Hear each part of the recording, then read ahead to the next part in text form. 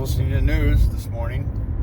The Guardian has an article about a document, a unidentified source of a leaked document from the Kremlin that the Russian government was in favor of Trump over Hillary Clinton in 2016 and had a meeting to see what they could do to push the election towards Trump. Now, I'm only reporting this because it needs to be talked about. Here's the situation. Having the Russian government, having them have a preference of a particular candidate is not a problem. It's not a problem for me. It shouldn't be a problem for you. Because we, the United States government, does it all the time. We have, in fact, overthrown governments. Our CIA has assassinated leaders to put in right-wing dictators. Surprise, surprise. Because those right-wing dictators will cut special deals with oil companies, etc., different commodities, different major corporations in the United States that are dealing with or growing or whatever certain commodities. So to have a preference, I understand that, because the United States, Obama in particular, had declared and issued sanctions against the Russian government for so-called meddling in our election. And so they did not want Hillary because she is a psycho warmonger. And I can understand that because I didn't want her either. She was dangerous, very dangerous. And so I can see their point. They probably thought that anybody was better than Hillary. Let's see what anybody. The Democrats always said anybody but Trump. Well, here's the irony, is that everything that the Democratic Party and the media, liberal media, of course, the CNN and MSNBC in particular, talked about Trump being a dangerous candidate, a dangerous president, a fascist, a racist, all these things. But ironically, the Democratic Party has done things that Trump would never even have thought of doing, particularly silencing the opposition, the political opposition, silencing journalists and news outlets that have an alternative perspective or an alternative approach to certain stories. Like, for instance, the origination of the COVID virus. Was that leaked from a lab? Oh, it could never have been leaked from a lab. Oh my God. So they were shutting down websites, and they were shutting down YouTube channels and Twitter accounts and Facebook accounts of anyone that they could find that was spreading this disinformation. Well, we find out that it probably was from the lab. And we also find out that Fauci, Dr. Fauci, the spokesman for the National Institute of Health, was involved in pushing money towards that lab to do the accelerating function research on viruses to make them more deadly so that they could, the story, their excuse is so that they could come up with better vaccines to fight these super viruses. But one gets leaked out, and oh my God, there it goes, spreading throughout the population like crazy. Who knows what other viruses we're going to have to worry about in the future? It's the same thing with Al-Qaeda. And this ties into the Russian meddling accusations, because in the late 80s, Brzezinski was a foreign advisor for Jimmy Carter, a Democrat, had financed the Mujahideen from Afghanistan to go in and destabilize what they called the soft underbelly of the Soviet Union with Muslim extremists, religious fanatics. That's a fact. He even admitted it in the book. Just like McNamara admitted that it was a false flag operation that helped accelerate the Vietnam War. So, for the Russian government to have a preference over one candidate than another, it's not a problem for me. I can completely understand it. And who knows which other nations, Israel, I'm sure, they've meddled in our elections. They've stolen nuclear weapons secrets. They have done a lot of crap. They were involved with Jeff Epstein. So, the question, I think, was originally, did Donald Trump and his campaign collude with the Russian government? And that still has not been proven, and that still has very little evidence that ever happened. Now, General Flynn, speaking with the ambassador, I think was not a crime, because Trump had already been elected. He was not in office yet, but he had been elected already. And Flynn said, don't retaliate about these sanctions, because we'll see if we can work together to resolve these issues. Because they knew there was no collusion. But General Flynn's reputation and career and finances were ruined because of it. There's so much more evidence that Hillary Clinton and Obama and Joe Biden were involved with Russia and Ukraine. Much more evidence.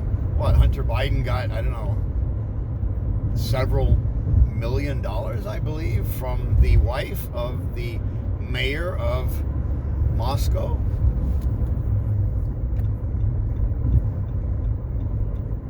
So, everybody needs to keep their pants on, keep their shirts on. Don't get your knickers in a bunch over this. Let's look at this. Let's analyze this rationally, because this McCarthyite smearing of anyone that has anything negative to say about the Democratic Party and Joe Biden now gets smeared as a Russian agent. And that's that whole thing that set off this firestorm over Aaron Mate reporting about Syria, which I agree completely with Jimmydore and Glenn Greenwald and Max Blumenthal on this. What TYT did and Cenk is unconscionable, an abomination, disgusting, and they need to suffer the consequences for that. Their network is losing subscribers, as it should, because when people want to watch a network, they don't want to watch something where they know they're going to be given bullshit. They don't want to watch something that they know is lying. That's why you don't have that many people watching CNN and MSNBC anymore, and Fox for that matter. That's why you have more and more independence on YouTube and other platforms growing, because American people need to hear the truth. And we don't want propaganda, because that's all state-run. And when that's going on, in censorship and putting journalists in jail like Assange, then why do we have any moral high ground to say anything about Russia or China?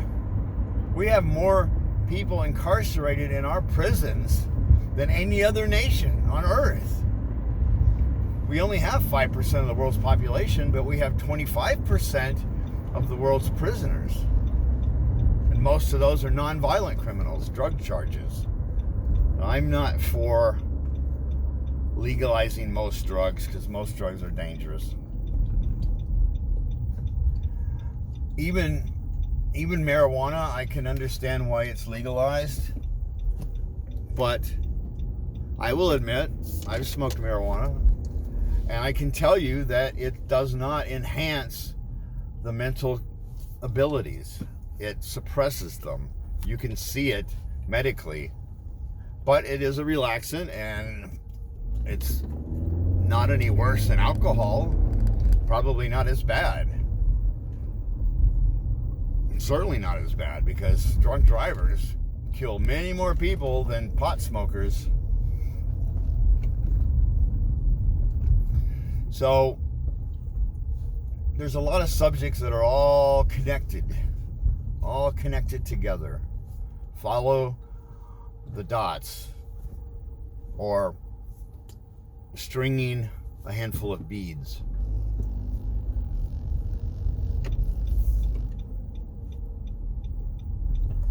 So let's see what turns out with this. But I'm under the suspicion that this so-called leaked document from the Kremlin could very well be something from the Democratic Party. It wouldn't surprise me one bit, because look at Hillary Clinton and her little operation with the Steele dossier and all the bullshit with her meddling in the election, and what the DNC did to Bernie Sanders, and then in 2020 did to Tulsi Gabbard and Bernie Sanders.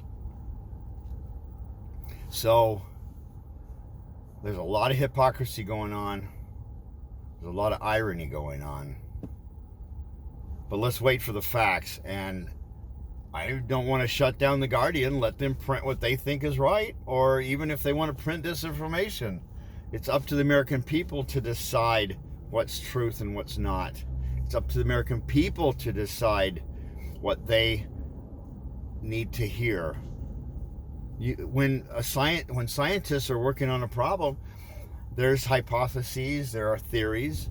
They discuss different ideas. One might not be right, one might be wrong, one might be correct, but you don't shut down the voices of the scientists that are coming up with theories that are not accurate. That's ridiculous. A perfect example is global warming. The global warming is not a hoax. Climate change is not a hoax. I'm not a climate change denier. But the question is, what's causing it? And the other question is, what can we do about it?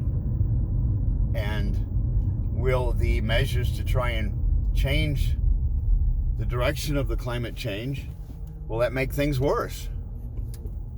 That's the question. So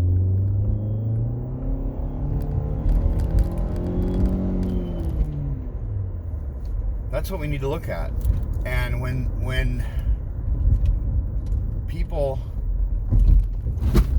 that are usually not climate scientists get up and say, 97% of all scientists agree that global climate change is man-made. That is bullshit. That is a lie.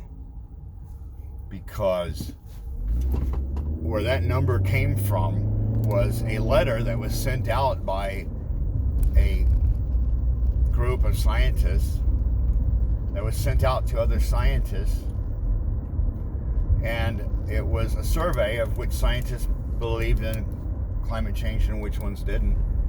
And so they only had 20% of the scientists that even responded to the letter. And the ones that responded, 97% of those scientists agreed that there was climate change. See how data can be manipulated? And the American people are once again hoodwinked. Sorry. If you have a difference of opinion, and many scientists do, many climatologists, geologists, astrophysicists that know about climate and how complex climate is, and how in the past, just 20,000 years ago, we were deep in an ice age. There was estimated nearly 2 miles of glacial ice was over New York, where New York City sits now. That's where we got the Great Lakes. Also the science looks like about 10,600 BC, the polar ice cap, the North American polar ice cap, was hit by a meteor or a fragment of a comet and caused a global catastrophe by melting billions of acre feet of ice and just wreaked havoc over Europe and North America and wiped out everything. Raised the sea levels 300 feet. There are archaeological sites on the coastlines of most continents, and particularly under the Mediterranean Sea. There are archaeological sites that are being found, megalithic sites that are being found, towns and cities that are being found under the water. So everything points to this catastrophe, where probably the Great Flood story came from, I would say, because every culture has one. So, because that doesn't go along with the mainstream theory of human development and evolution, then those voices are silenced. They're called wackos, they're called crazies. It's been going on for centuries. Look what they did to Galileo. Look what they did to different people that had come up with ideas that ended up being correct, but went against the status quo.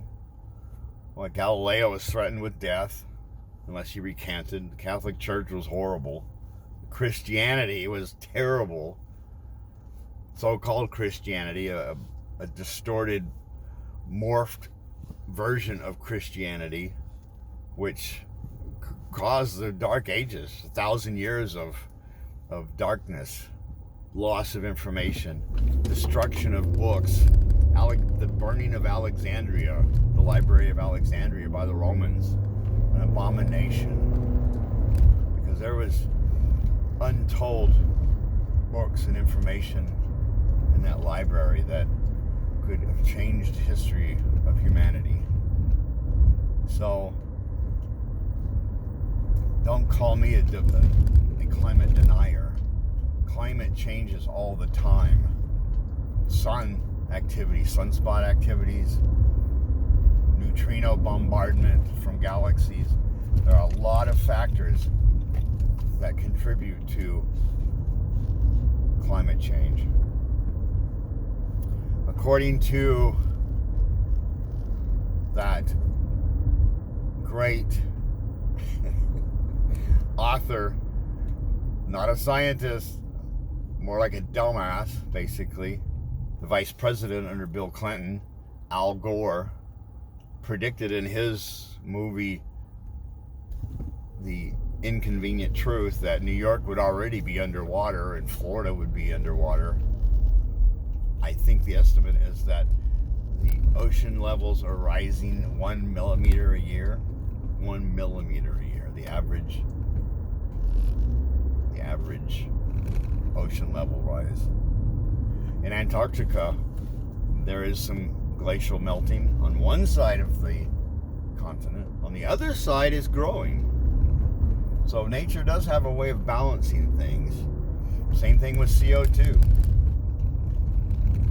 We have had much higher levels of CO2 in the past. That's where fossil fuels come from, is carbon that was buried under high pressure. It created oil fields, coal, tar sands. These scientists say that CO2 is a deadly poison. Well, CO2 only makes up about 0.3% of the atmosphere.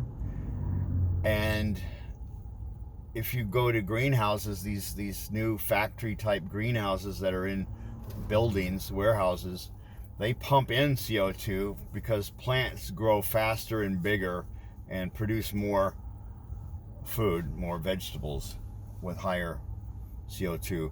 There's actually, it appears that the planet is greening more with the higher CO2 levels, which creates more water vapor, creates more oxygen. So all this panic and these crazy ideas to go solar and wind.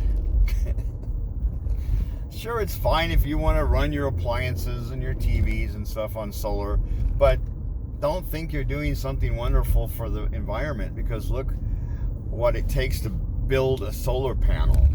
Solar panels have coal in them and silicon. A lot of mining goes on to create solar panels. Look at what it takes to build a windmill, one of these giant windmills. The payoff takes 20 years. Costs a fortune to build these windmills. And you drive through, say, Palm Desert area, Palm Springs. Lots of times these windmills, there's hundreds of them over there, and they're all just sitting, none of them are spinning because there's no wind. So if we were to shut down our natural gas plants out here in California, then what are we going to do? Sit in darkness with candles at night? Businesses couldn't run. No electricity because the sun, because it's nighttime and the windmills aren't spinning, and battery technology is not even close to supplying the kind of energy at night that you would need to run an industrial society. Now, I am for new nuclear technologies like thorium and fusion development. I'm totally for that, because that is the energy sources of the future, and those are the cleanest types of energy sources. Back when nuclear weapons were being developed, we had the Manhattan Project during World War II.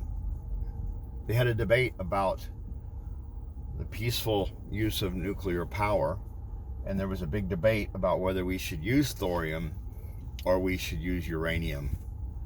And they decided on uranium because with uranium we can still build bombs. With thorium we can't. So there you go.